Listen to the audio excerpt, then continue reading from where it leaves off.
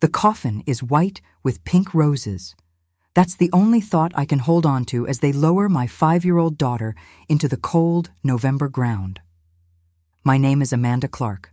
I'm 29 years old, and today I'm burying my entire world while my family celebrates my brother's business launch party 18 miles away. Let me say that again, slower, so you really understand what kind of people we're dealing with here. My parents, the people who raised me, who taught me about family values, chose networking and champagne over their granddaughter's funeral. My hands won't stop shaking. I've tried everything, pressing them flat against my black coat, squeezing them together until my knuckles turn white, hiding them deep in my pockets. Nothing works. The tears dried up yesterday. Now there's just nothing, an empty void where my heart used to be. Lily's coffin is so tiny, it breaks something fundamental inside me. She was only 5 years old. 5 years of giggles, of princess tea parties, of bedtime lullabies and butterfly kisses. 8 months ago, the doctors finally figured out what was stealing my baby's strength. A rare neurological disorder with a medical name I still can't say without my voice breaking. Progressive muscular atrophy with complications so unusual that Lily's case was only the 29th documented in the entire country. "Will it hurt, Mama?" Lily asked the specialist, her tiny voice brave even though I could see fear in her beautiful blue eyes. "Sometimes, sweetheart," Dr. Reynolds answered gently, "but we'll do everything we can to keep you comfortable." My brave angel. My little warrior. She never complained. Not through the endless tests that exhausted her fragile body. Not through the treatments that made her sick for days. Not even when the pain made her cry at night. She'd look up at me with those eyes, so much like my grandmother's used to be, and whisper, "I'm okay, Mama. Don't be sad." Princesses are strong. Now I stand alone beside her grave, completely, utterly alone. There's only one other person here. Father Thomas, the elderly priest from the parish church who's been more family to me than my actual family ever was. For 8 months, he visited us every week at the hospital. He brought children's books and read to Lily when I was too exhausted to speak. He sat with me during the worst nights, never judging, never preaching, just being present. He never once made us feel like we were a burden. "You're holding up remarkably well, my dear." Father Thomas's gentle voice breaks through my thoughts, his weathered hand resting softly on my shoulder. I can't answer. Because if I open my mouth, I'll scream. I'll scream about how my mother texted me this morning, while I was dressing Lily in her favorite princess dress for the last time, asking if I'd reconsidered signing the college fund transfer papers. Not, "How are you?"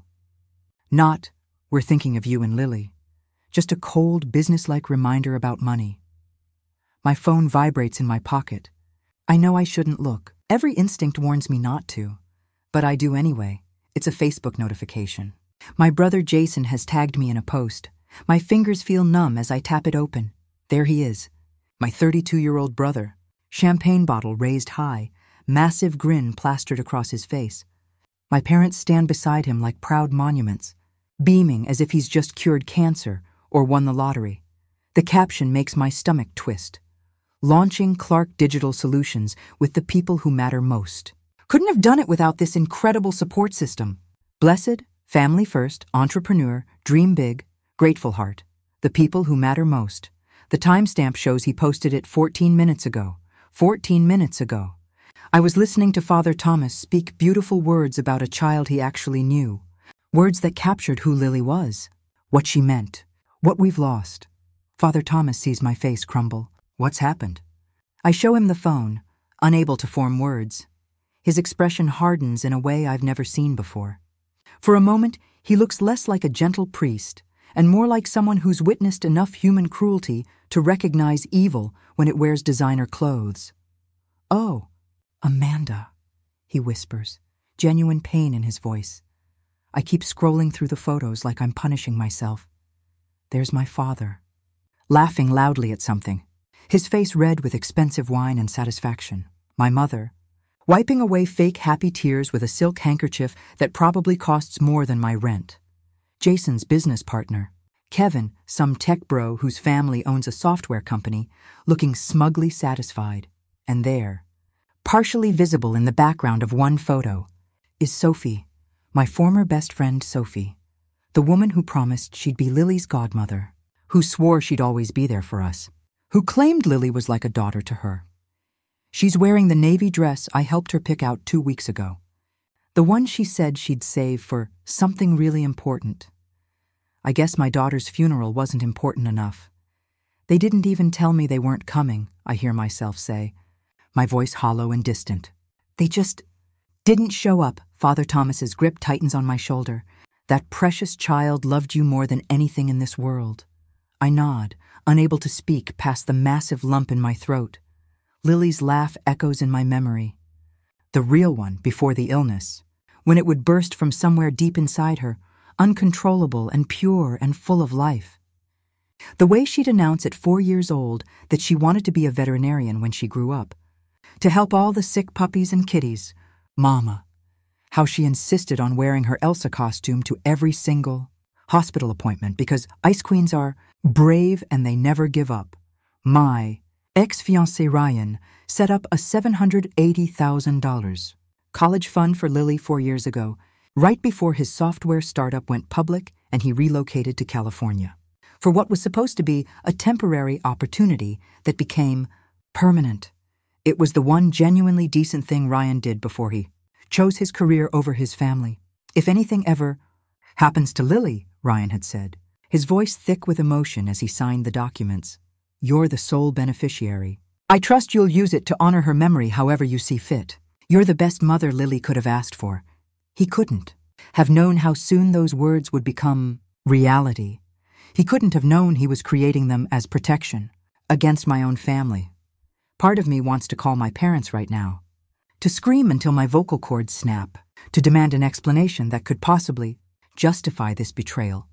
But another part of me, the part that's been growing stronger over these 8 terrible months, knows exactly what's happening. This isn't about grief. This isn't about family. This is about money. My phone buzzes again. Another text from my mother. I read it, and something inside me turns to ice. Amanda, we need to discuss Lily's college fund arrangements immediately. Tomorrow, 8:30 a.m., our house. Bring all the legal documents. This is urgent. Don't keep us waiting. Don't keep us waiting. I stare at those words until they blur together. They didn't come to Lily's funeral, but they want her money, and they want it. Now, Father Thomas reads over my shoulder and makes a sound of pure disgust. What will you do? Something shifts inside me. Something cold and clear and absolutely unbreakable. I type back slowly, deliberately. I'm burying my daughter today. Whatever you want can wait. The response comes within seconds. Don't be dramatic and selfish, Amanda. This affects the entire family. Lily would want us to be practical about this. Jason's business needs capital, and you've always been irresponsible with money. 8:30 a.m. Don't be late. We're trying to help you. The entire family. The same family standing 18 miles away, networking and celebrating while my daughter's body grows cold in the ground. I turn my phone off completely and slide it back into my pocket. What they want can wait, I say again. But this time there's steel in my voice. Right now belongs to Lily. Father Thomas squeezes my hand gently. You're stronger than they realize, my child. The cemetery worker approaches hesitantly, clearly uncomfortable with interrupting. Ma'am, I'm sorry, but we need to finish the service. I look at Lily's casket one more time. That tiny white box containing everything I loved in this world. I kneel down in the damp grass and pull out her favorite toy, a small stuffed unicorn she carried everywhere during treatments. Her lucky charm, she called it, her brave buddy. My hands tremble violently as I place it gently on top of the casket. I promise you, baby girl, I whisper, my voice cracking. I promise I'll protect what's yours. Nobody's taking anything from you. Not your memory, not your legacy, not one single thing. As I stand, something fundamental changes inside me. The crushing weight of grief is still there. It will always be there. But now there's something else alongside it. Fury, cold, clear, focused fury. Father Thomas helps me to my feet, and together we walk away from the grave. But I'm already planning, already calculating, already preparing for battle. Because if my family thinks I'm going to roll over and let them steal my daughter's legacy while I'm drowning in grief, they're about to learn the biggest mistake of their lives.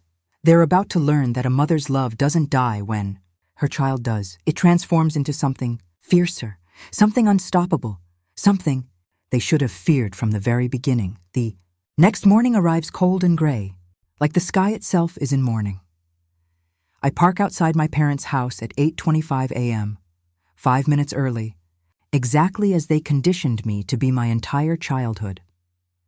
The house looms before me, a massive Mediterranean-style villa in Oakmont Estates, complete with imported marble, circular driveway with a 3-tier fountain, and perfectly manicured gardens that cost more to maintain each month than most people's car payments, all paid for by my father's pharmaceutical consulting empire. An empire built on advising drug companies how to price medications just high, enough to maximize profits while staying barely within legal boundaries. My hands grip the steering wheel. So hard my fingers ache, I haven't slept.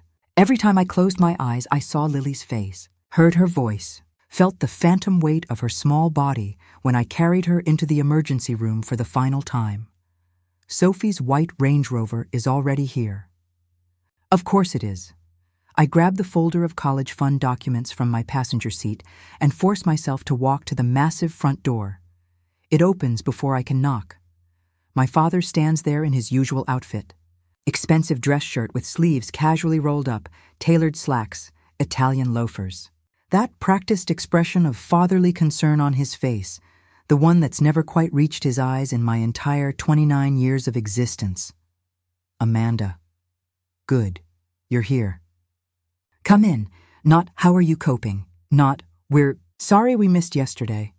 Not even we loved Lily too, just you're here. Like I'm arriving for a quarterly business review. The living room feels exactly like a corporate boardroom. Everyone's already positioned strategically, sitting in carefully chosen spots that establish power dynamics before anyone speaks a word. Jason lounges on the leather sectional, legs spread confidently. His hair is perfectly styled with that carefully crafted, I just woke up like this look. He's wearing an outfit that probably costs more than I made in 3 months when I was working. Sophie sits beside him, studying her phone with sudden intense focus when I enter. She refuses to meet my eyes. My mother stands by the fireplace, one perfectly manicured hand resting on a framed family photo where we're all smiling. A complete fabrication, like everything else in this house, not. One person mentions Lily. Not one person says they're sorry. My father doesn't waste a single second on pleasantries. He walks directly to the glass coffee table, where documents are spread out in neat, organized stacks, everything arranged with military precision. We need to restructure Lily's college fund with Jason as the primary administrator, he announces, sliding papers toward me. Sign here, here, and initial here. I don't reach for the pen. I don't move at all. Excuse me? Jason uncrosses his legs and leans forward, his voice dripping with manufactured sympathy. Amanda, you're clearly not in the right emotional space to manage this kind of money. We're trying to help you. We don't want you making impulsive decisions you'll regret later. My mother steps closer, her tone sugary with false compassion that makes my skin crawl. You've always been a bit impulsive with finances, sweetheart. Remember that bakery idea you had after high school? Thank God your father talked you out of wasting money on that disaster. You would have lost everything. I glance at Sophie, hoping, praying for even a flicker of the friendship we once shared, some tiny sign that 16 years of history means something. She finally meets my eyes for half a second before looking away. Her silence speaks volumes. We've already consulted with Ryan's attorney. My father continues, tapping the papers with his perfectly manicured finger. Given your current mental state, he agrees this is the most responsible approach. It's what Lily would have wanted, her money managed by people who can think rationally. The words hit like physical blows. Mental state. I pick up one of the documents with hands that are surprisingly steady. Legal language jumps out at me. Capacity evaluation requirements. Psychological assessment provisions. Temporary financial oversight arrangements. My eyes land on another page underneath. Printouts of articles about trust law. Research on beneficiary rights. Legal precedents for challenging fund designations. The date in the corner makes my blood run ice cold. 10 months ago, when Lily was first hospitalized, when we were still hoping for recovery, when I was sleeping in uncomfortable hospital chairs and learning medical terminology and fighting with insurance companies. They were already planning this. You've been researching how to take Lily's money since she got sick, I say slowly, the realization cutting through my grief like a razor. While I was sitting beside her bed, while she was fighting for her life, you were planning what to do with her college fund when she died. Jason sighs dramatically, waving his hand dismissively. Here we go with the paranoia again. See, Dad? This is exactly what we're talking about. She's not thinking clearly. This is why she desperately needs help. But I'm not listening to him anymore. I'm remembering how my mother dismissed Lily's symptoms for months. She's probably just tired, Amanda. You've always been an anxious mother. She's fine. Remembering my father's response when I insisted we needed a specialist. These doctors see a worried mother with money, and they take advantage. She probably has growing pains. Stop panicking. Remembering Jason's excuse every single time I begged him to visit Lily in the hospital. Hospitals depress me, Amanda. And honestly, kids are resilient. She'll bounce back. She always does. They weren't dismissing her illness because they didn't understand. They were dismissing it because they were already positioning themselves, waiting for the worst to happen, waiting for access to her money. My father pulls out another document, sliding it across the table with confidence that makes me want to scream. If you refuse to cooperate, we're prepared to file for emergency financial oversight. We have documentation from Sophie about your erratic behavior. We have testimony from your former supervisor about your inability to maintain stable employment. A judge will see that grief has severely impaired your judgment. Father Thomas's words from yesterday echo in my mind. This is financial abuse disguised as family concern. I've seen it before in my years as a priest. They're using manipulation tactics, targeting someone young and vulnerable. I force myself to look at each of them. Really look, and for the first time in my life, I see them with complete clarity, not as my family, not as people who love me, as predators circling wounded prey. Why now? I ask, keeping my voice level and controlled. Why the sudden emergency? The temperature in the room shifts noticeably. Jason and my parents exchange glances, a silent conversation that excludes me, just like always.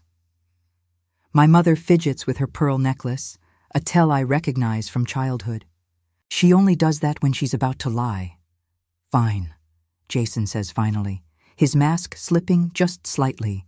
You want complete honesty? My business is experiencing some unexpected cash flow challenges. Nothing major, just timing problems with client payments. The company launch might need additional capital infusion unless we can secure bridge financing quickly. My father clears his throat. And the Oakmont property investment didn't perform as projected. We're slightly over-leveraged on several holdings. Nothing we can't manage, but Lily's fund could provide necessary liquidity during this transition period. My mother's voice is barely above a whisper. The vacation villa in Tuscany. The European market shifted unexpectedly. We're significantly underwater on that property. There it is. The truth? Finally, they don't just want Lily's money. They need Lily's money to fund Jason's failing business launch that he's been bragging about to cover my father's terrible real estate investments, to salvage my mother's vacation property that she visits once a year. So you want my dead daughter's college fund to bail out Jason's business and cover your failed investments, I say, my voice eerily calm and controlled. Don't be crude, my father snaps sharply. This is about family taking care of family during challenging times. It's what families do. It's what Lily would have wanted. Family? The word tastes like poison in my mouth. You couldn't spare 3 hours to say goodbye to Lily, but you want me to hand over her entire future? Sophie finally speaks, her voice small and ashamed. My design agency is closing next month, Amanda. I'm going to lose everything I've built. Jason promised me a senior position at his company once they get the necessary capital sorted out. I need this job. I have massive business debts to think about. You understand, right? I stare at her, this woman who was my maid of honor at my wedding, who claimed Lily was like a niece to her, who swore we were sisters in everything but blood. She sold me out for a job promise. We're not villains here, my mother says, actually having the audacity to reach for my hand. We're family facing difficult circumstances together. You've always been so focused on yourself that you don't see the bigger picture. This situation is bigger than just you. I almost laugh out loud. The bigger picture? I spent 8 months watching my daughter fight for her life. I slept in hospital chairs that destroyed my back. I learned to read complex medical journals. I advocated with doctors and fought with insurance companies and held Lily's hand through procedures that made her scream in agony, and they think I'm selfish. My father's voice hardens, all pretense of kindness evaporating completely. If you walk away from this table without signing, we'll file the oversight petition this afternoon. The court will appoint a neutral administrator. You'll lose control anyway, but it'll be public and messy. Your name in the newspapers as an unfit mother who couldn't even protect her dead daughter's money. Is that what you want? The threat is crystal clear and unmistakable. Cooperate, or they'll destroy what's left of my reputation. Jason checks his expensive smartwatch, an Apple Watch, Ultra that cost more than Lily's entire final week of medical care. Kevin's meeting with potential investors at noon. We really need this resolved immediately. Stop being difficult and sign the papers. The desperation in their eyes tells me everything I need to know. They're not just greedy. They're desperate, drowning financially, and they see Lily's college fund as their life raft. I stand up slowly, gathering the documents back into my folder with deliberate movements. I need time to think about this. Amanda. My father's voice carries that sharp edge I remember from childhood. The tone that used to make me apologize for breathing. Don't walk away from this conversation. Sit back down, right now. I head for the door anyway, my steps steady. If you don't sign by Friday, my mother calls after me, her voice rising with barely contained panic. We file the petition. Your choice, Amanda. Think very carefully. I close the door behind me with quiet finality. In my car, I press my forehead against the steering wheel, my hands trembling violently again. My phone buzzes.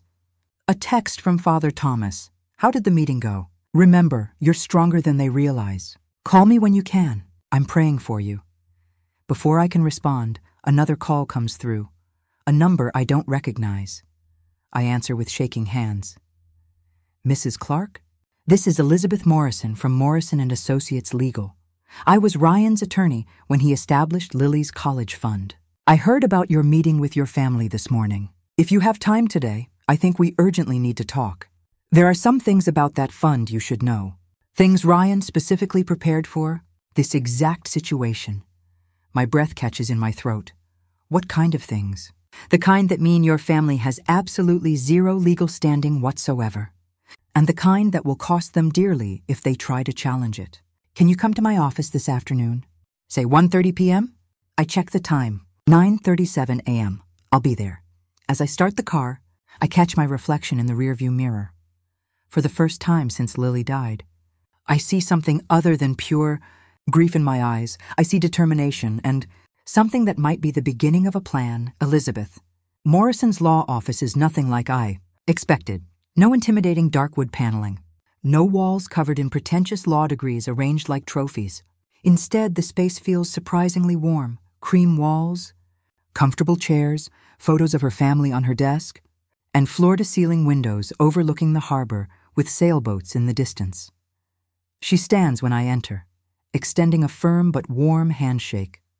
She's younger than I imagined, maybe early 40s, with sharp, intelligent eyes behind stylish glasses and an energy that immediately puts me at ease.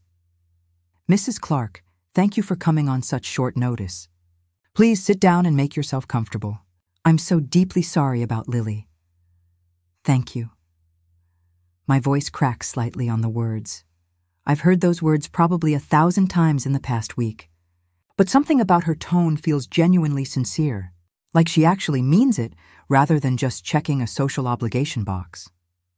I slide my folder of documents across her immaculate desk. These are all the papers I have about Lily's college fund. My ex-fiancé Ryan set it up before he relocated to California. Elizabeth opens the folder, scanning the contents with practiced efficiency. She nods occasionally, her expression growing increasingly serious as she pauses to read certain sections more carefully. The silence stretches until I can't bear it anymore. My family wants me to sign over control. They claim I'm too emotionally unstable to manage it properly. They're threatening to file for financial oversight if I refuse to cooperate. Elizabeth looks up sharply, her expression hardening visibly. And they didn't attend Lily's funeral? No, my brother had his business launch party.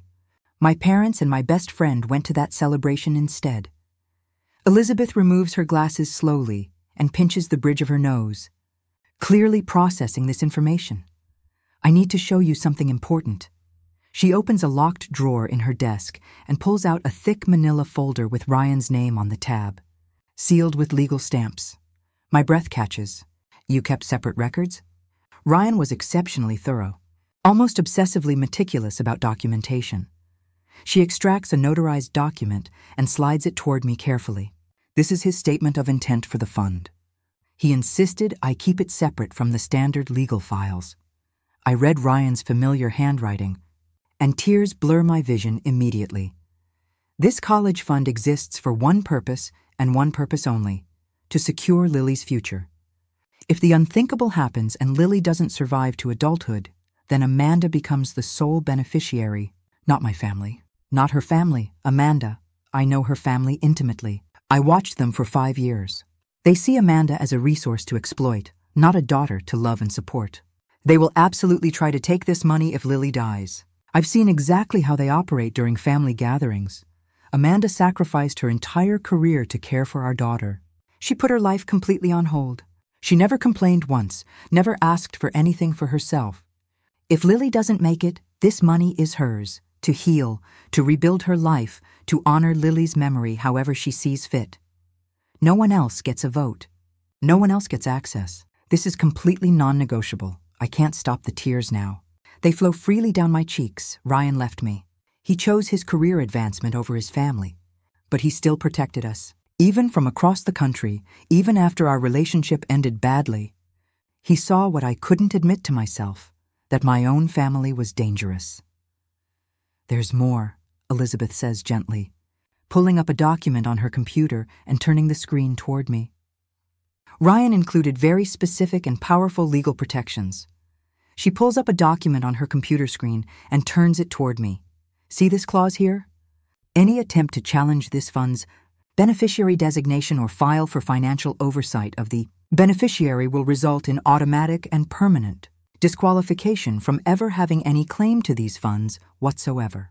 Furthermore, any party bringing a frivolous legal challenge must pay all legal fees, both their own costs and those of the defending party. I stare at the words, reading them 3 times to make sure I understand correctly. So if they file for oversight, they lose automatically and permanently, and they have to pay your legal fees on top of their own. Ryan made it financially devastating to challenge this fund. He built a fortress around it. But they said they talked to Ryan's attorney. They said he agreed I wasn't capable. They lied completely. Elizabeth's voice is sharp and angry. They called our office 3 weeks ago, asking general questions about trust law and fund management. My paralegal gave them publicly available information that anyone could find online. They twisted and manipulated it to make you think we supported their plans. The manipulation runs even deeper than I realized. Ryan set something else up too, Elizabeth continues, pulling out another thick folder. He hired a private investigator 9 months before Lily's diagnosis. He had serious concerns about your family's financial situation and wanted thorough documentation. She slides a thick investigative report across the desk. I flip through it, my hands beginning to shake uncontrollably. My father's consulting company, over-leveraged by $2.4 million. Multiple bad investments, creditors threatening aggressive legal action. My mother's spending, $892,000 in credit card debt accumulated over 6 years, completely hidden from my father through separate accounts. Jason's business venture, his successful tech startup, is actually failing spectacularly. 2 previous ventures completely collapsed. current investors threatening lawsuits for misrepresentation. And Sophie. Her design agency isn't just closing because of market conditions. She's being investigated for defrauding clients and misappropriating project funds. Ryan knew, I whisper, barely able to process this information. He knew they were all financial disasters waiting to explode. He knew they'd come for Lily's money the absolute second they could. So he built an impenetrable fortress, around it with multiple layers of protection. Elizabeth opens her laptop and shows me something else, a detailed spreadsheet of phone records and attempted inquiries. Your family has been calling attorneys all over the entire state for the past 5 weeks, trying desperately to find someone who'd take their case against you. Every single reputable firm has refused because the fund is legally bulletproof, completely unbreakable. My father's cell number appears 26 times. My mother's number appears 38 times. They've been shopping extensively for a lawyer who'd help them steal from their own daughter, from their own dead granddaughter. There's one more thing you need to know, Elizabeth says, her voice dropping lower. Ryan set up sophisticated monitoring on the fund account. Any attempt to access information about it triggers an immediate alert to me. Your brother Jason tried to get account information 6 times in the past 2 months. 3 times before Lily died. The room seems to tilt dangerously.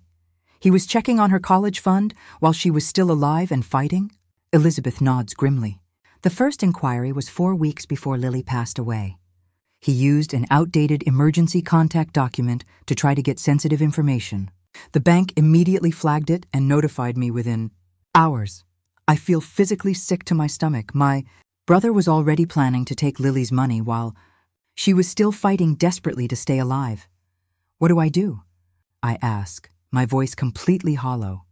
Elizabeth leans forward across her desk, her expression absolutely fierce. You prepare for total war. They'll file the oversight petition. They're far too desperate not to at this point. When they do, we completely destroy them in court. We expose every lie, every manipulation, every financial disaster they're desperately trying to cover up. She pulls out a fresh legal pad and uncaps an expensive pen. But first, I need you to document absolutely everything. Every text message, every voicemail, every conversation from this point forward. You're building an ironclad case. I don't want to just defend myself, I hear myself say, surprising us both with my intensity. I want them to face real consequences. Serious ones. Elizabeth's smile is cold, professional, and absolutely predatory. Then, let's talk about aggressive countersuits. Defamation, fraud, attempted undue influence, emotional distress. When we're completely done, they won't just lose access to Lily's fund. They'll lose credibility, reputation, and possibly face serious criminal charges for the lies they've told and the fraud they've attempted. For the first time since Lily died, I feel something other than crushing. Suffocating grief. I feel power surging through me. There's something else you absolutely should know, Elizabeth says, her expression darkening. The hospital called me early this morning. Someone requested Lily's complete medical records using an expired authorization document. Want to guess who? Jason, your mother actually. She's desperately trying to find something in Lily's medical files to use against you in court. Probably searching for notes about your emotional state during treatment that she can twist and manipulate. The betrayal cuts deeper than I thought humanly possible. They're weaponizing my grief, weaponizing every single moment of fear and exhaustion and desperation I experienced while fighting to save my daughter's life. Can they legally do that? Absolutely not. The authorization expired automatically when Lily died. The hospital violated serious privacy laws by releasing anything at all. That's another major lawsuit we can file against them. Elizabeth hands me a business card with elegant lettering. This is Dr. Patricia Chen.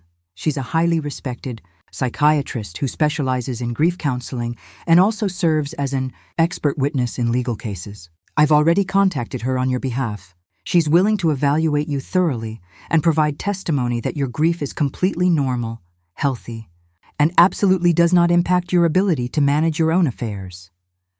I take the card with trembling fingers, barely able to process everything. When do they usually file these petitions? Based on their desperate timeline with Jason's business financing? I'd guess within 72 hours maximum. They're rapidly running out of time and options. As I stand to leave, Elizabeth stops me with a gentle hand on my arm. Amanda, I need you to understand something crucial. This is going to get extremely ugly. They're going to say terrible, hurtful things about you. They're going to make you doubt yourself and your sanity. But you need to remember, Ryan knew you better than anyone. He trusted you completely with his daughter's legacy. He built all these elaborate protections because he believed in you absolutely. I nod, completely unable to speak past the emotion. In my car, I sit for a long moment before starting the engine, letting everything sink in. My phone buzzes with incoming texts. My mother, have you reconsidered our discussion? Time is running out quickly, Jason. Amanda, stop being stubborn and difficult. This is for your own good. Sign the papers, Sophie. Please call me urgently. I know you're hurt, but I need you to understand my impossible position. I delete all 3 without responding or even reading them. Completely. Then I open my voice recorder app with shaking hands, because Elizabeth is absolutely right.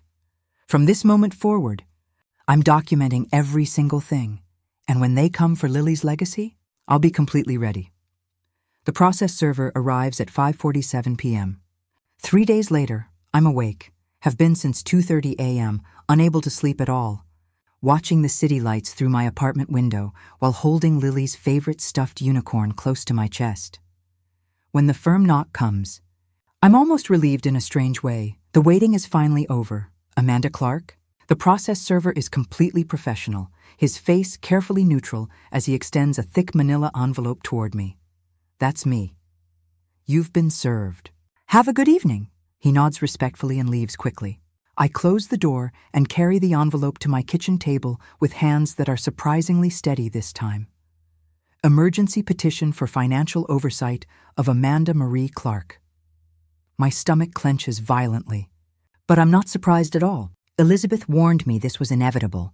I spread the documents across the table methodically and start reading with growing horror. The petition is absolutely brutal.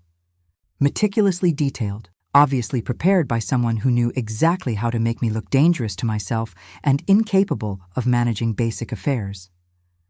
Sophie's affidavit is attached first. 5 full pages describing every moment of concerning behavior she supposedly witnessed during Lily's illness. Amanda would call me at 1 a.m. in complete hysterical states, unable to be consoled by anyone. She became dangerously obsessive about medical research, convinced she knew better than trained medical professionals. She lost dramatic amounts of weight and appeared severely malnourished. On multiple occasions, I personally witnessed her having full conversations with Lily's empty hospital bed as if she were still there after she'd been discharged. Home, every word is technically true in the most basic sense, and every word is twisted viciously to make me sound mentally unstable instead of what I actually was. A terrified mother fighting desperately to save her dying daughter. My mother's affidavit is next, and it's even worse. Amanda has always struggled significantly with impulsive decision-making and severe emotional regulation issues. As her mother, I've watched her make one catastrophic poor financial choice after another throughout her entire adult life. Her grief over Lily's death, while completely understandable, has clearly pushed her far beyond the point where she can make any rational decisions about significant financial matters. My father's contribution focuses heavily on my erratic employment history and complete inability to maintain stable professional relationships or hold down steady work. He conveniently doesn't mention that I left my event planning job specifically to become Lily's full-time caregiver when her treatment intensity made working absolutely impossible. There are detailed financial statements showing my completely depleted savings, every single overdraft fee highlighted in yellow, every late payment circled aggressively in red marker. They present it as damning evidence of financial irresponsibility rather than what it actually is. A mother who spent literally everything she had trying desperately to save her daughter. The petition requests emergency financial oversight with Jason appointed as my legal guardian. It seeks control not just of Lily's college fund, but of absolutely all my financial affairs and decision-making. They want to control everything about my life. I'm reading through Jason's particularly. Vicious affidavit when my phone rings loudly. Elizabeth. They filed. I say before she can even speak, I know. I got the automatic notification. How are you holding up emotionally? I stare at the documents spread across my table like evidence at a crime scene. They're really good at this. These affidavits are incredibly convincing. They make me sound completely unhinged and dangerous. They're desperate and drowning. Listen to me very carefully. Do not engage with them at all. Don't respond to any calls or texts. Don't post anything on social media. Document everything obsessively, but don't react emotionally. We have our complete counter-strategy ready to deploy. The hearing is in 5 days. I know. We'll be more than ready. Dr. Chen can see you tomorrow morning for the comprehensive psychiatric evaluation. Father Thomas is prepared to testify on your behalf. I've subpoenaed Lily's entire medical team. They're all willing to speak about your exceptional care and tireless advocacy. And Amanda? Yeah? I've got one more major card to play. Trust me completely. After we hang up, I should feel comforted and reassured. But all I feel is bone-deep exhaustion. My phone buzzes with a news alert. My stomach drops sickeningly. The headline reads, "Local family seeks urgent help for grieving mother in crisis." I click on the article with trembling, disbelieving hands. There's a professionally shot photo of my parents sitting in their immaculate living room, looking appropriately sorrowful and concerned. My father's hand rests protectively on my mother's shoulder in a gesture of supportive unity. The article is an absolute masterpiece of calculated manipulation. Charles and Margaret Clark are absolutely heartbroken, but they say they have no other choice available to them. Their daughter Amanda Clark is spiraling dangerously out of control after the tragic death of her 5-year-old daughter Lily, and they fear she's becoming a serious danger to herself. This is genuinely the hardest thing we've ever had to do, says Charles, his voice thick with raw emotion. But we have to protect Amanda from herself at this point. Grief has completely taken over her ability to think clearly or make rational decisions. We're not trying to hurt her. We're desperately trying to save her life. The family has filed for emergency financial oversight after Amanda allegedly refused all offers of help and support and isolated herself completely from loved ones. She won't return our calls or messages, says Margaret, dabbing at her eyes. She's cut off everyone who genuinely cares about her well-being. We're absolutely terrified she'll do something irreversible that she can't take back. I read it twice, my entire body shaking with barely contained rage. They're painting themselves as deeply concerned parents forced to take drastic action by impossible circumstances. They're painting me as unstable, irrational, and potentially suicidal, and nowhere does the article even mention that they deliberately skipped Lily's funeral for a business party, switched to social media with morbid curiosity. Jason's post from this morning has 1,247 likes and 389 glowing comments. Sometimes the most loving thing you can do is intervene decisively when someone you love is suffering unbearably. Please keep our family in your thoughts and prayers as we navigate this incredibly difficult situation together. Mental health matters deeply. Family first. Mental health awareness. Tough love. Be the change. The comments are overwhelmingly supportive and sympathetic. You're so incredibly brave for speaking out publicly. Your sister is so lucky to have family who care this deeply, sending prayers and positive energy for your family's strength. People who don't know us, don't know Lily, don't know the truth at all. They're all praising my family for their supposed courage in exploiting my grief for financial gain. Sophie has shared Jason's post with her own carefully crafted caption, supporting my best friend's family through an impossible situation. Sometimes love means making tough decisions. Mental health matters, my best friend, who sold me out completely for a promised job, who's now actively helping them destroy my reputation publicly. I'm staring at my phone in disbelief when it rings again. Unknown number. I shouldn't answer. But something compels me to, Mrs. Clark. This is Detective Marcus Rivera with the Financial Crimes Division. Elizabeth Morrison forwarded some extremely concerning information about your family's financial situation. I think we urgently need to talk face to face. My breath catches sharply. Financial crimes? Your father's consulting company has been under active investigation for 11 months.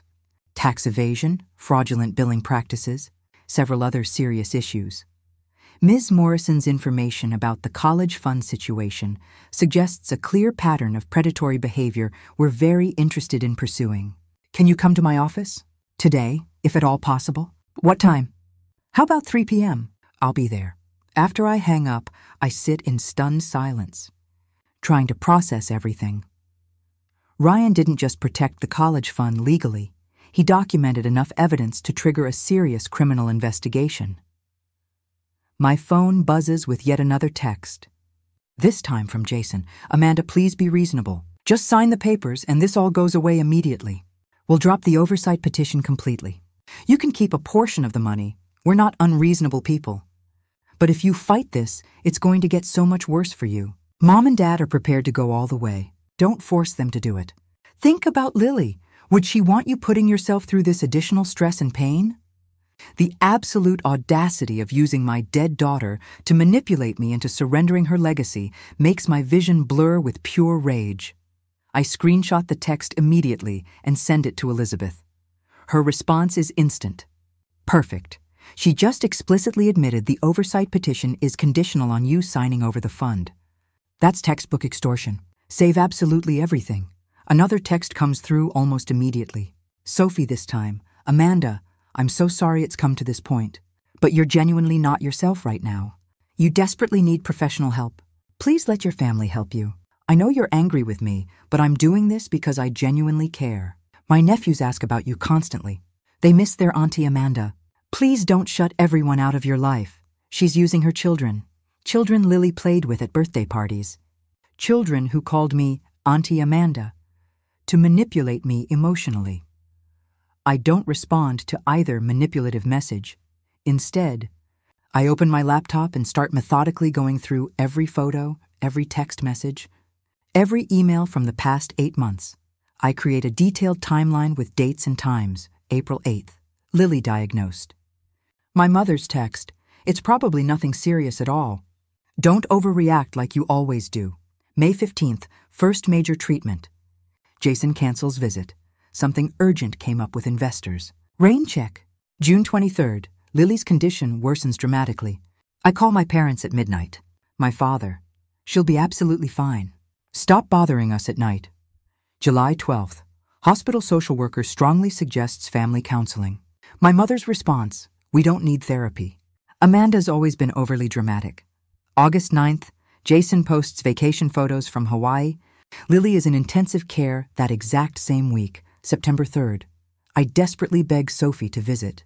She promises she will. Never shows up. September 28th.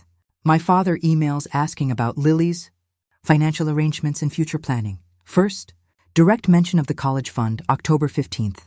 Jason asks, hypothetically, what happens to Lily's college? Fund if she doesn't survive to use. At October 29th, Lily enters hospice care. 0 visits from any family members. November 3rd. Lily dies at 4:23 a.m. I call everyone immediately to tell them. No one answers their phones. November 5th, Lily's funeral. They all attend Jason's business launch party instead. November 6th. They demand I sign over the college fund immediately. The say pattern is absolutely undeniable and damning. They ignored Lily completely when she was alive and fighting. They circled like vultures as she was slowly dying. They moved in aggressively for the kill the moment she was buried. The time I meet with Detective Rivera at 3 p.m., I have absolutely everything organized in chronological folders. His office is stark, professional, intimidating. He's younger than I expected, maybe late 30s, with sharp, observant eyes that seem to miss absolutely nothing. Mrs. Clark, thank you for coming so promptly. I'll be completely direct. We've been building a comprehensive case against your father's company for almost a year now. What Elizabeth shared with us suggests this college fund situation is part of a much larger criminal pattern. He pulls up detailed financial records on his computer. Screen. Your father's company has been systematically overvaluing consulting services, claiming completely false expense reimbursements, and aggressively avoiding taxes through shell companies. We estimate he's evaded approximately $3.1 million in taxes over the past 7 years. I stare at the numbers, my mind reeling from the magnitude. But that's not what interests me most right now, Detective Rivera continues, his expression darkening. What interests me is this specific transaction. He shows me detailed bank records with highlighted transfers. My father's personal account received a wire transfer of $175,000 exactly 4 weeks ago, the same exact day Jason's engagement was announced publicly. That money came from a limited liability company registered in Delaware, an LLC that Jason's business partner Kevin's family owns and controls. Your father received $175,000, and the very next day, he started aggressively calling attorneys about challenging your daughter's college fund. Kevin's family paid him? It appears so, which strongly suggests this isn't just about your family being greedy opportunists. It's a coordinated, premeditated financial scheme involving multiple parties. Jason's business desperately needs immediate capital. Your father needs to cover his massive tax problems quickly. Your mother needs her debts resolved. They're all leveraging your daughter's college fund to save themselves from financial ruin. Detective Rivera leans forward intently across his desk. Here's what I'm prepared to do. If you cooperate fully with our investigation into your father's company, I can make absolutely sure the district attorney knows about this attempted exploitation. It changes the oversight hearing from a simple family matter to potential serious criminal activity. What do you need from me? Everything you have. Every document, every conversation, every text message, every voicemail. And I need you to wear a wire. My heart races violently. A wire? Your family will try to contact you before the hearing. They'll want to negotiate desperately. When they do, I need you to record every word. Get them talking openly about their financial motivations. Once we have them on tape explicitly discussing the college fund as a solution to their money problems, we have conspiracy to commit fraud. I think about Lily, about her princess dresses, about how she never gave up fighting, even when the pain was absolutely unbearable. If my 5-year-old could face down death with courage, I can face down my family with a wire. I'll do it. Detective Rivera smiles with grim satisfaction. Good, because I strongly suspect they're going to make contact very soon. Desperate people make critical mistakes. Let's make absolutely sure we catch every single one. The wire itches constantly against my skin. It's smaller than I expected, barely larger than a coat button, hidden carefully under my shirt. Detective Rivera assured me it's completely invisible, but I can't stop thinking about it constantly. I'm sitting in my apartment at 7:23 p.m. when the doorbell rings unexpectedly. My security camera shows Jason standing on my doorstep. Alone and looking uncomfortable. This is it. I activate the recording equipment Detective Rivera set up earlier, then check my phone to make sure the backup recording app is running smoothly. Everything they taught me races through my mind. Stay calm. Let him talk. Don't lead. Let him reveal his own motivations naturally. I open the door, but keep the security chain firmly latched. What do you want, Jason? He looks different than at our parents' house. Softer somehow, almost vulnerable. His usually perfect hair is slightly disheveled, like he's been running his hands through it. His expensive outfit is wrinkled noticeably. If I didn't know better, I might actually believe he cares. Can I come in? Just for a few minutes? Please, Amanda. We need to talk like adults. Every instinct screams loudly to slam the door in his face, but I desperately need this recording. I unlatch the chain slowly and step aside. Jason walks in hesitantly, looking around my small apartment with barely concealed judgment. His eyes linger on Lily's toys, still scattered in the corner exactly where she left them. The princess castle she was building 3 weeks before she died. The stack of her favorite storybooks on the coffee table. God, Amanda, I'm so sorry about everything.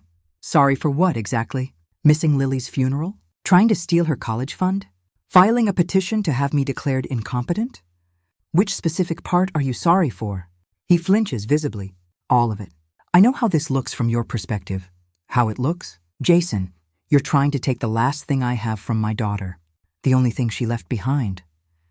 It's not like that at all. He sits down uninvited, rubbing his temples in apparent stress. Everything's falling apart completely. My business is underwater. Kevin's investors are threatening serious lawsuits. If we don't come up with $350,000 by the end of this month, I'm going to lose absolutely everything I've worked for. And that's my problem because you're my sister. His voice cracks emotionally. Because family is supposed to help each other in times of crisis. Because you have $780,000 just sitting there doing absolutely nothing. There it is. The real Jason emerging from behind the carefully constructed mask. That money is Lily's legacy. Her memory. Lily is dead. He stands up abruptly, his composure shattering completely. She doesn't need it anymore. But I need it desperately. Kevin needs it. Mom and Dad need it urgently. We're all drowning financially, and you're sitting on a life raft, refusing to throw us a rope. I force myself to stay completely calm, to let him keep talking and digging his own grave. Tell me about Mom and Dad. How exactly are they drowning? Jason laughs bitterly, almost hysterically. Dad's company is being audited by the IRS. He might owe millions in back taxes. If he can't pay immediately, he could go to federal prison. Prison, Amanda! And Mom's spending has gotten completely out of control over the years. She's hidden almost $1 million in debt from Dad through secret credit cards. So Lily's college fund is supposed to save everyone? Yes, that's exactly what it should do. It's just money, Amanda. It's not Lily herself. Giving it to us doesn't mean you loved her any less than you did. And the oversight petition? Making me look mentally unstable in the newspaper? Jason has the decency to look genuinely ashamed. That was Dad's idea entirely. He said we desperately needed leverage, that you'd never sign willingly, so we had to make you look legally incapable. It's not personal, it's purely strategy. It's not personal? My voice rises despite my desperate efforts to stay calm. You're trying to have me declared incompetent as a strategy? We're desperate! He's crying now, tears streaming down his face. Don't you understand?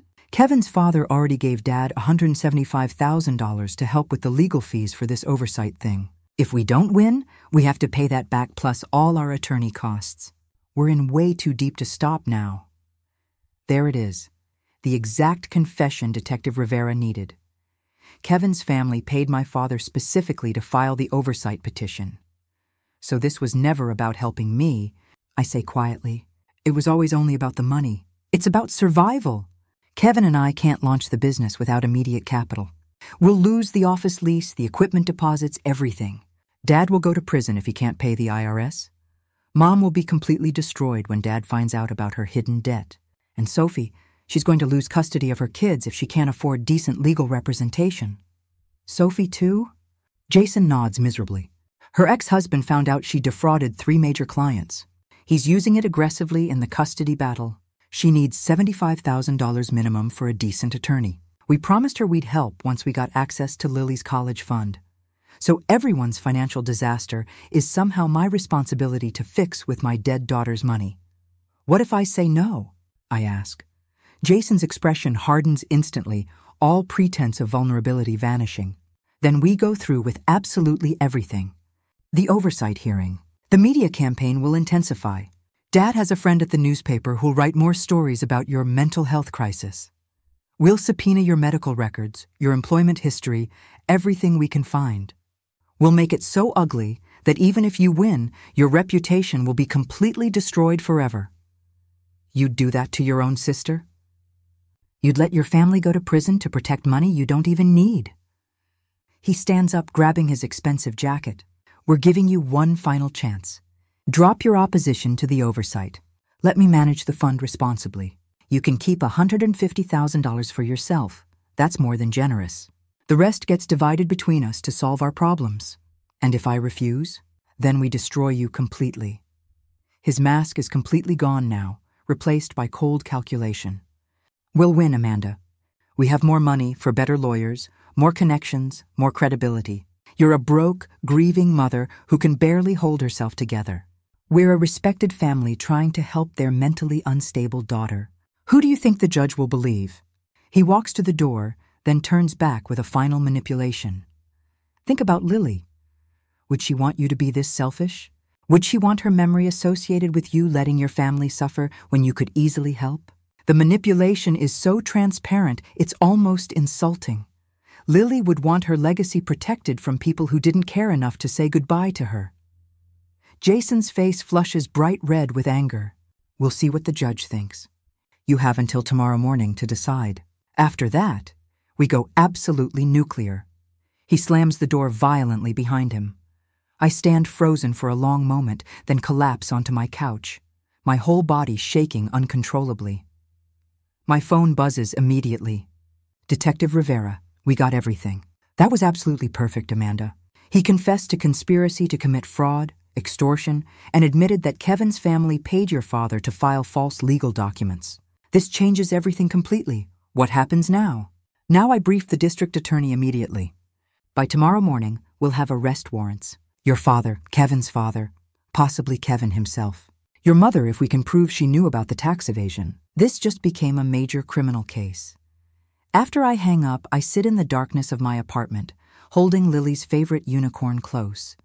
We got them, baby girl, I whisper. We got them all. But I don't feel triumphant or victorious. I feel empty. Because winning doesn't bring Lily back, nothing ever will. The courthouse steps are absolutely crawling with reporters. I see them immediately as Elizabeth pulls into the parking lot. Cameras, microphones, news vans with satellite dishes covering every angle. Don't engage at all, Elizabeth says firmly. Parking in a reserved spot. Don't answer any questions. Eyes forward, keep walking straight.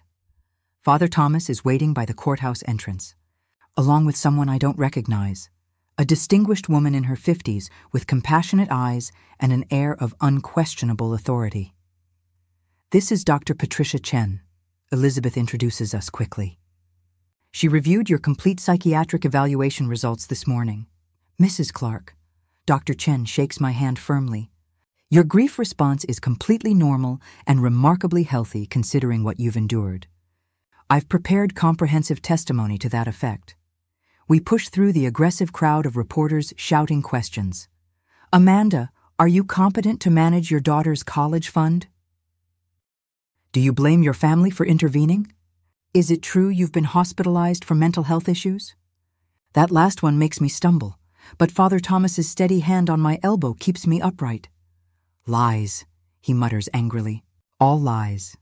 Inside the courthouse, the atmosphere shifts dramatically from circus to cathedral. Hushed voices, marble floors, the heavy weight of justice pressing down on everything. We enter courtroom 6, and I see them immediately. My parents sit at the plaintiff's table, dressed impeccably. My mother dabs at her eyes with an expensive handkerchief. My father's expression is carefully arranged in concerned parent mode. Jason sits behind them, flanked by Sophie and Kevin. They all look up when I enter. Mother's expression flickers, just for a moment, with something that might be genuine. Fear, good. All rise for the Honorable Judge Catherine. Reeves. Judge Reeves enters. A severe-looking woman in her 60s with steel gray hair and eyes that look like they've seen every trick in the book twice. She surveys the courtroom with those sharp eyes, then gestures for everyone to sit. I've reviewed the emergency petition for financial oversight and the counter filings. These are extremely serious allegations on both sides. Her gaze sweeps across both tables. I expect solid evidence, not theatrical performances. Mr. Harrison, you may begin for the petitioners. My family's attorney stands, an expensive suit, confident posture, every inch the successful lawyer. Your Honor, this is a heartbreaking case of a family trying desperately to help a daughter who's spiraling dangerously out of control. After an unimaginable loss, Mrs. Clark has exhibited deeply concerning behaviors that demonstrate she's unable to manage significant financial assets or make rational decisions regarding her late daughter's estate. He calls Sophie. First, she takes the stand, avoiding my eyes completely as she's sworn in. Ms. Torres, how long have you known the respondent? 16 years. We were best friends since college. And you witnessed Mrs. Clark's behavior during her daughter's illness? Yes. Sophie's voice is small. She changed dramatically.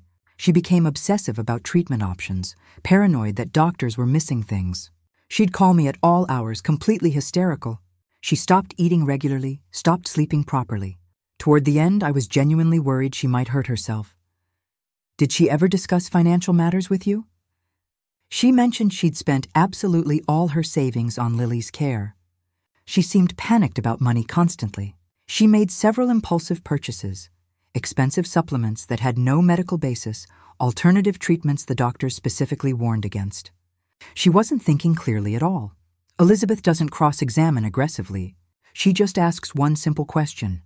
Ms. Torres, did Mrs. Clark ever miss a single one of Lily's medical appointments in 8 months of intensive treatment? Sophie hesitates noticeably. No, but thank you. That's all. My mother testifies next, her performance absolutely Oscar-worthy. The concerned parent watching her daughter fall apart. The loving mother who only wants to help. Amanda has always been impulsive, she says, tears streaming. We've tried to guide her, but she doesn't listen. After Lily died, she cut us all off completely. We're terrified she'll do something desperate. This isn't about money, it's about saving our daughter. When Elizabeth cross-examines, her voice is gentle but pointed. Mrs. Clark, you weren't at Lily's funeral, were you? My mother's composure slips slightly. There was a scheduling conflict. What was the scheduling conflict? My son Jason's business launch party. It had been planned for many months. And you chose the business party over your granddaughter's funeral? It wasn't a choice. Circumstances were complicated. Elizabeth pulls out a photo. This is from Jason's Instagram, posted during Lily's funeral service. You're holding a champagne glass, laughing. Does this look like someone grieving? The courtroom murmurs loudly. Judge Reeves's expression hardens visibly. My father tries to recover on his testimony, but Elizabeth dismantles him systematically. Mr. Clark, when did you first contact attorneys about challenging this college fund? I don't recall exactly. Let me refresh your memory. September 28th. Lily was still alive. You called 4 different law firms asking about fund modification procedures. Why were you researching how to access your granddaughter's college fund while she was still fighting for her life? My father's face goes bright red. I was being prudent. Prudent or predatory? Objection! Their attorney jumps up. Sustained, Judge Reeves says. But she's looking at my father with open suspicion now. Then Elizabeth calls her witnesses. Father Thomas takes the stand, his voice steady and clear. I watched Amanda care for that precious child every single day. When Lily couldn't eat, she researched special recipes and learned to cook foods that wouldn't make her nauseous. When she was scared, she sat with her all night telling stories. I kept detailed journals of every interaction I witnessed. Not once did I see her falter as a mother. Dr. Chen testifies about my psychiatric evaluation. Mrs. Clark is experiencing acute grief, which is completely normal and expected. She shows absolutely no signs of impaired judgment or diminished capacity. If anything, her ability to navigate complex medical systems and advocate for her daughter demonstrates exceptional cognitive function under extreme stress. Lily's primary doctor, Dr. Reynolds, testifies via video call. Mrs. Clark was the most dedicated parent I've encountered in 25 years of pediatric medicine. She understood Lily's treatment protocol better than many medical students. She caught potential medication interactions before we did. She was extraordinary. Then Elizabeth plays the recording from 2 nights ago. Jason's voice fills the courtroom. Crystal clear, Kevin's father already gave Dad $175,000 to help with the legal fees for this oversight thing. If we don't win, we have to pay that back, plus all our attorney costs. We'll make it so ugly that even if you win, your reputation will be completely destroyed. Let me manage the fund responsibly. You can keep $150,000 for yourself. The courtroom absolutely erupts. My father's face goes deathly white. My mother looks like she might physically be sick. Jason's mouth falls open in complete horror. Judge Reeves bangs her gavel repeatedly. Order! Their attorney is frantically whispering to my father, but the damage is completely done. Your Honor, Elizabeth says calmly, I have one more witness. Detective Marcus Rivera from the Financial Crimes Division. Detective Rivera takes the stand and drops the final nuclear bomb. We've been investigating Charles Clark's company for tax evasion and fraud for 11 months. The $175,000 he received from Kevin Sullivan's father was paid specifically to fund this oversight petition. This isn't a family matter. It's conspiracy to commit fraud for financial gain. Judge Reeves removes her glasses and stares directly at my family's table. I'm going to call a recess. When we reconvene, I expect both counsel in my chambers immediately. The recess lasts 45 minutes. I sit in the hallway with Elizabeth, Father Thomas, and Dr. Chen, my hands clenched so tight my nails dig into my palms. Through the courthouse windows, I can see more news vans arriving. This story just got massive. When we're called back, Judge Reeves's expression is pure granite. I've reviewed all evidence and heard extensive testimony. I'm prepared to rule. My heart hammers violently against my ribs. This court finds absolutely no basis for the emergency oversight petition. Mrs. Clark has demonstrated exceptional capability, not just in managing her daughter's complex medical care, but in protecting herself and her daughter's legacy from exploitation. My mother starts crying, real tears this time, not fake ones. What I see before me is not a concerned family trying to help a struggling daughter. What I see is a coordinated scheme to exploit a grieving mother for financial gain, Judge. Reeves's voice gets harder. The evidence shows that the petitioners began planning to access Lily, Clark's college fund, while she was still alive. They skipped her funeral to attend a party. They've attempted to portray Mrs. Clark as mentally incompetent despite overwhelming evidence to the contrary. And most damningly, they've conspired with third parties and exchanged money to fund this legal action. She pauses, letting her words sink in. This petition is dismissed with prejudice, meaning it cannot be refiled. Furthermore, I'm granting an immediate restraining order. Charles Clark, Margaret Clark, Jason Clark, Kevin Sullivan, and Sophie Torres are prohibited from contacting Amanda Clark for any reason. Jason lets out a visible sob. Sophie's face is buried in her hands. Additionally, Judge Reeves continues, I'm referring this matter to the district attorney for criminal charges. The recording played in court suggests conspiracy to commit fraud, extortion, and filing false legal documents. She looks directly at my father. Mr. Clark, you should consult with a criminal defense attorney immediately. Judge Reeves turns to me. Mrs. Clark, this court finds you to be a remarkably strong woman who honored her daughter's memory through her illness and is continuing to honor it now. Lily's college fund is yours, unconditionally and irrevocably. No one can challenge that again. She bangs her gavel. We're adjourned. The courtroom explodes with noise. Reporters rush forward. My family's attorney is frantically packing his briefcase. My father sits frozen, staring at nothing. My mother is crying into her hands. Jason turns to look at me. His face twisted with rage and despair. I feel nothing. No triumph. No satisfaction. Just emptiness and exhaustion.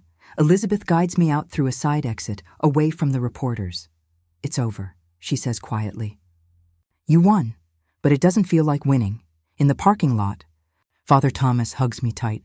Lily would be so proud of you. My dear, for the first time since the verdict, I feel tears coming. They were my family, I whisper.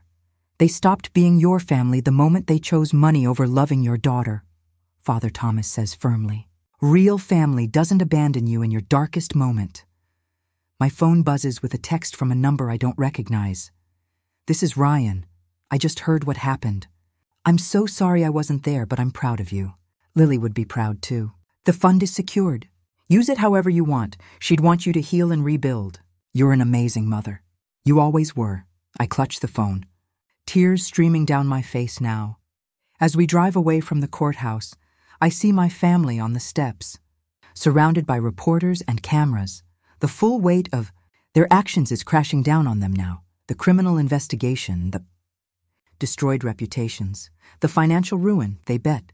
Everything on breaking me. They lost 1 year to the day after Lily's funeral. I return to her grave, but I'm not alone this time. Father Thomas walks beside me, his arm linked through mine. Behind us, a group of 18 people follows, parents I've met through the foundation, the Lily Rose Clark Memorial Foundation. 7 months ago, I used half the college fund to establish it. We provide financial assistance to families facing pediatric illnesses, covering costs insurance won't, providing housing near hospitals, funding experimental treatments. We've helped 31 families so far, 31 children who might have a chance Lily didn't get. I kneel beside her headstone, placing fresh pink roses. We did it, sweetheart, I whisper. Your legacy is saving lives. A woman approaches hesitantly. She's thin, exhausted looking, dark circles under her eyes. I recognize that look. I wore it for 8 months. Mrs. Clark? I'm Jennifer Martinez. Your foundation paid for my son Carlos's treatment last month. The experimental protocol that insurance denied. It's working. He's responding. Her voice breaks. Your daughter saved my son's life. I stand and hug this stranger, both of us crying together. This is Lily's legacy. Not money sitting untouched in an account, but hope, life, healing. Later, back at the foundation office, I review the latest applications for assistance. Elizabeth serves on our board now, ensuring everything is properly managed. Father Thomas coordinates volunteers. Dr. Chen provides free counseling for families in crisis. Even Ryan has gotten involved from California, using his tech connections to build an app that helps families navigate the complex medical system and connect with resources. My family? My father was indicted on 14 counts of tax evasion and fraud. He took a plea deal, 4 years in federal prison, $3.8 million in restitution. My mother filed for divorce and declared bankruptcy. Last I heard, she's living in a small apartment and working retail. Jason's business collapsed completely when Kevin's father withdrew all funding. The criminal charges destroyed any chance of finding investors.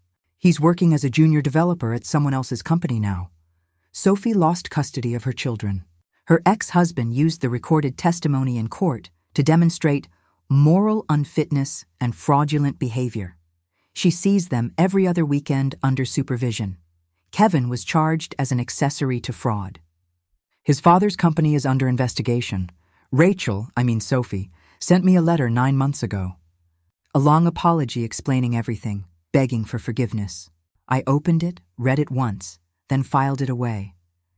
Some things can be forgiven eventually, but not yet. Not while the wound is still this raw, but I'm not angry anymore. Anger takes energy I need for better. More important things, as I lock up the office that evening, my phone buzzes with a notification. A photo has been shared to the foundation's social media. A little girl, maybe 4 years old, smiling brilliantly and holding a treatment complete sign.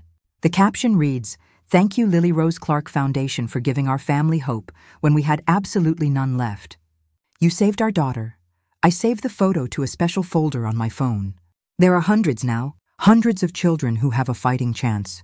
Because Lily's legacy is being honored the right way, not hoarded by people who didn't love her but shared generously with families who understand the value of every single precious moment. I stand outside the foundation office, looking up at the sign illuminated against the evening sky. Lily Rose Clark Memorial Foundation, turning tragedy into hope. You'd absolutely love this. Baby girl, I whisper to the darkening sky. You always wanted to help people. Remember when you said you wanted to be a doctor to help sick kids? You're doing that now.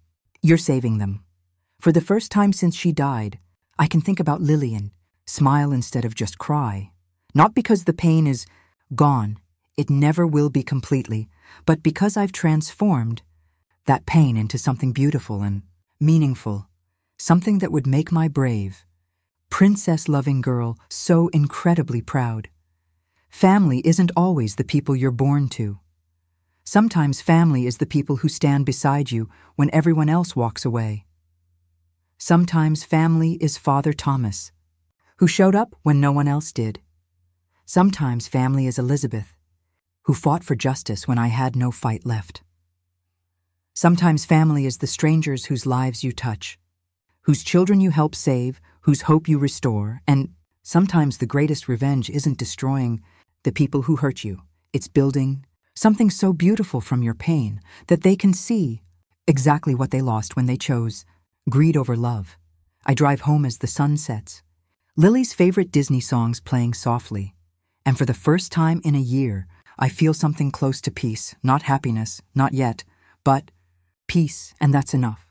That's more than enough, because Lily's memory lives on, not in a bank account, but in 31 children who are getting a chance to grow up, in families who don't have to choose between treatment and bankruptcy. In Hope Restored, when everything seemed hopeless, my phone rings. It's a number from the foundation. Amanda? This is Dr. Martinez from Children's Hospital. I just wanted to let you know, little Emma Rodriguez, the first family your foundation helped, she just got declared cancer-free. 5 years old, same age Lily was. Her parents wanted me to call you personally to say thank you. I pull over to the side of the road, tears streaming down my face. Thank you for telling me, I manage to say. After I hang up, I sit there for a long moment. Crying and smiling at the same time. Emma gets to grow up. Emma gets to go to kindergarten. Emma gets to have birthday parties and lose her first tooth and learn to ride a bike, all the things Lily never got to do. And somehow, that makes the pain a little more bearable.